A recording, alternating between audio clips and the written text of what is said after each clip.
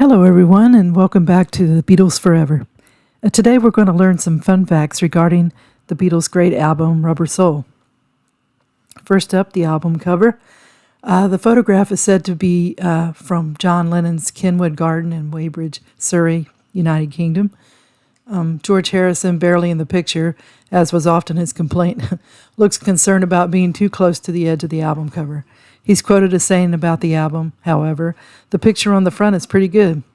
The Beatles didn't have the band name on their album for the first time.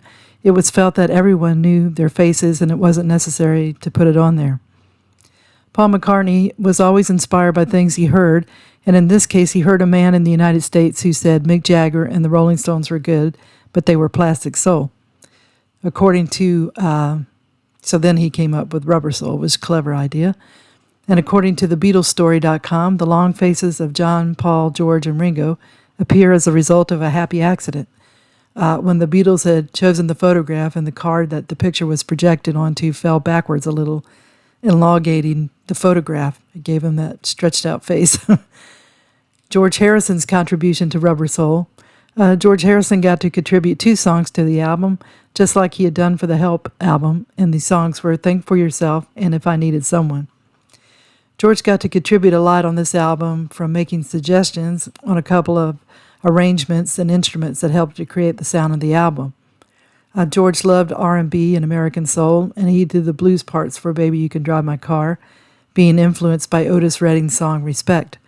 And in Norwegian Wood, George played the sitar parts. The Beatles were filming the movie Help, and there was a sitar that was being used as a prop. George ended up buying a sitar in London from a music shop and began learning how to play it. And John Lennon asked George if he could play the Norwegian Wood riff on the sitar, and George said yes. So George Harrison said the song Run for Your Life, it was one of his favorite tracks. It was inspired by an Elvis Presley song, Baby Let's Play House. And the line, I'd rather see you dead, little girl, than to be with another man, was taken directly from the song. The album was released in 1965, and George Harrison said, "We're all very pleased with the way everything turned out. We all think it's just about our best LP. I can't wait for it to come out. The sleeves finished too, and the picture on the front is pretty good." So, Marijuana-produced album, according to the WanderingHippie.com, they state the following quotes. John Lennon said Rubber Soul was the pot album and Revolver was acid. I mean, we weren't all stoned making Rubber Soul because in those days we couldn't work on pot. We smoked, Paul McCartney stated, we smoked a bit of pot, then we wrote out a multicolored lyric sheet the first time we'd ever done that. We normally didn't smoke when we were working. It got in the way of songwriting because it would just cloud your mind up. Oh, blank, what are we doing? It's better to be straight, but we did this multicolor thing. And George Harrison said, Rubber Soul was my favorite album, even at that time. I think that it was the best one we made. We certainly knew we were making a good album. We did spend a bit more time on it and try new things. But the most important thing about it was that we were suddenly hearing sounds that we weren't able to hear before. Also, we were being more influenced by other people's music, and everything was blossoming at that time, including us, because we were still growing.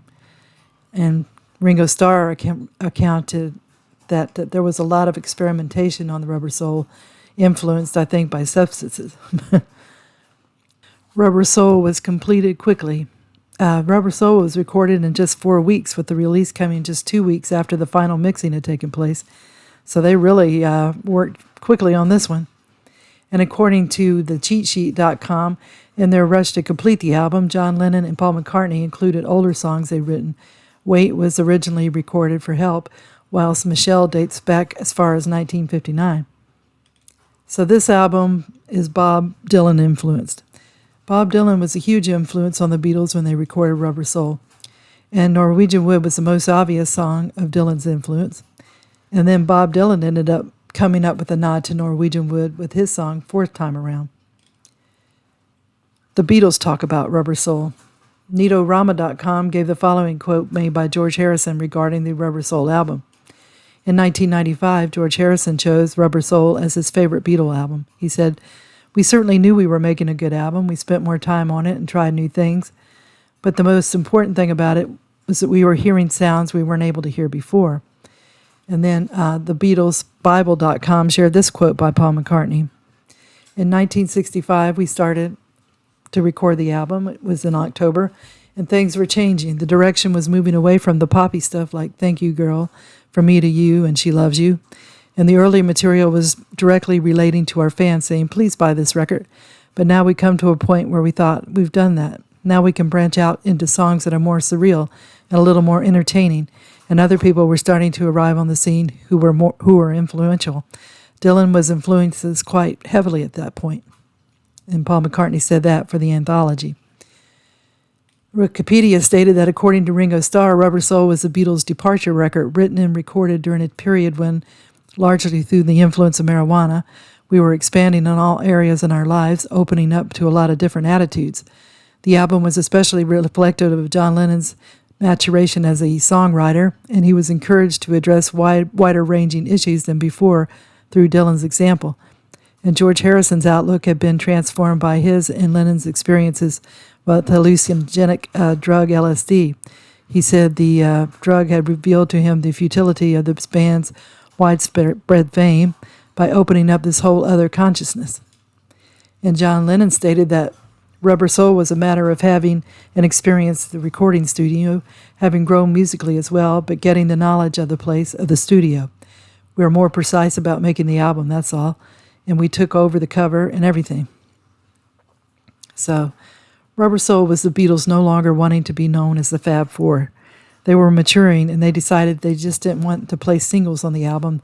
They wanted to make a concept album. They created a masterpiece that led to even greater albums to come. I love all the songs from the Beatles. I love the early day Beatles with their rock and roll sound, and I like the later day Beatles with songs that went from folk to rock to progressive rock and psychedelia and hard rock. They explored it all, and we got to listen to the journey. Rubber Soul got the ball rolling, and that makes it even more special. But I hope everybody's been having a good day, and if you enjoyed the video, if you could give it a thumbs up, that would be great. And tune in again for another episode of the Beatles Forever. Thank you. Bye.